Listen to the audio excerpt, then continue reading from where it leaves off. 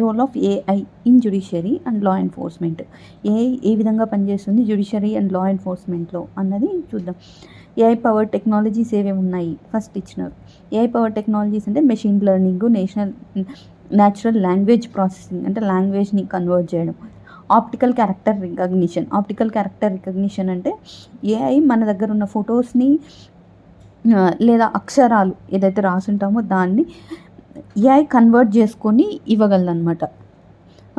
That may be in voice రూపంలో కానీ అందులో ఏముంది అనే ఒక సమ్మరీ కానీ, అది ఆప్టికల్ క్యారెక్టర్ రికగ్నిషన్. అంటే ఆ క్యారెక్టర్స్ అంటే లెటర్స్ కానీ క్యారెక్టర్స్ ఏవైతే ఫొటోస్ ఉన్నాయో వాటిని రికగ్నైజ్ చేసి మనకు ఒక సమ్మరీ లాగా దాంట్లో ఏముంది అనేది ఏఐ చెప్పగలదు. దాన్ని ఆప్టికల్ క్యారెక్టర్ రికగ్నిషన్ అంటాం.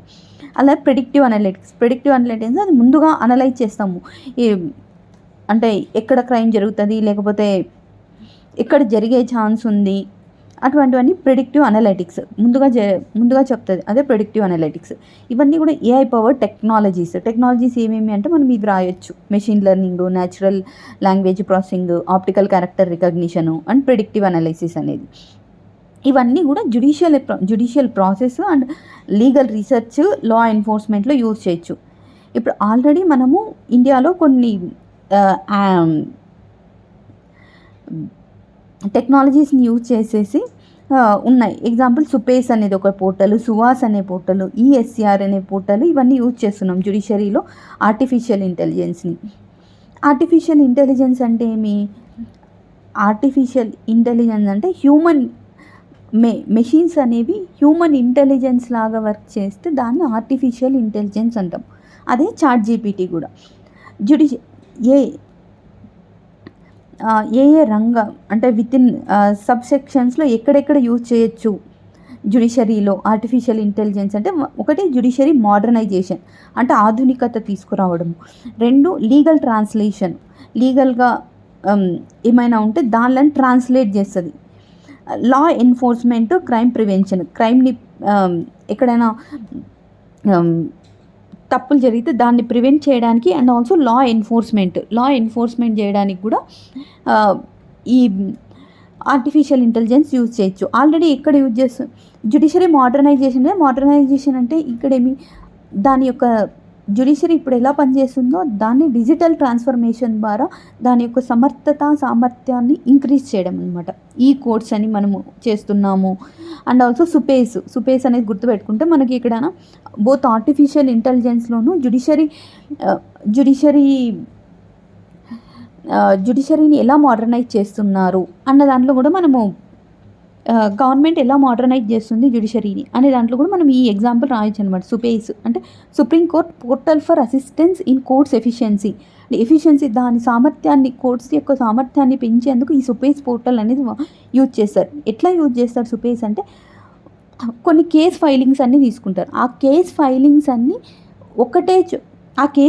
అన్నీ ఆ సుపేస్ పోర్టల్లో అప్లోడ్ చేస్తే సిమిలర్ ఉన్న కేసెస్ అన్నింటినీ ఒక చోటికి చేర్చి, ఓకే ఈ కేసులన్నీ ఒకదానికి సంబంధించినవి అనేది సుపేస్ పోర్టల్ చెప్తుంది.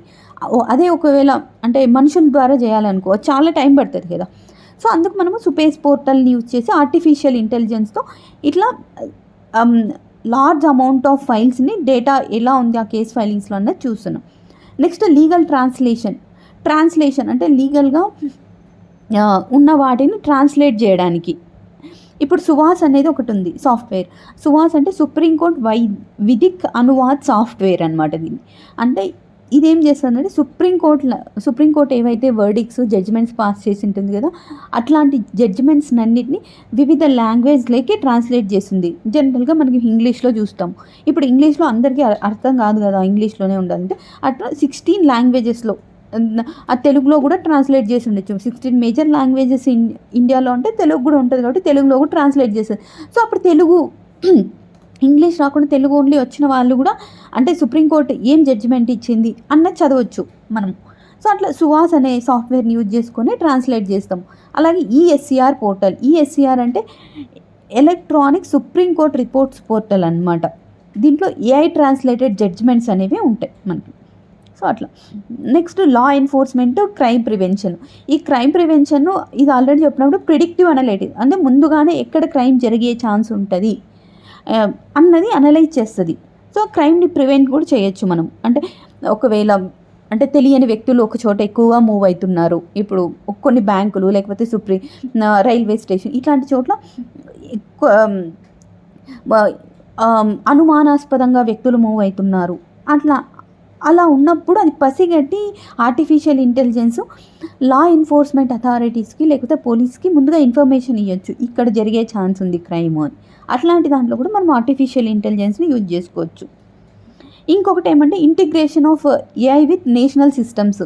ఆల్రెడీ డిజిటల్ సిస్టమ్స్ ఉన్నాయి కదా, ఈ ప్రిజన్స్, ఈ ఫోరెన్సిక్స్, ఇవన్నీ criminal central criminal tracking networking systems అనేవి.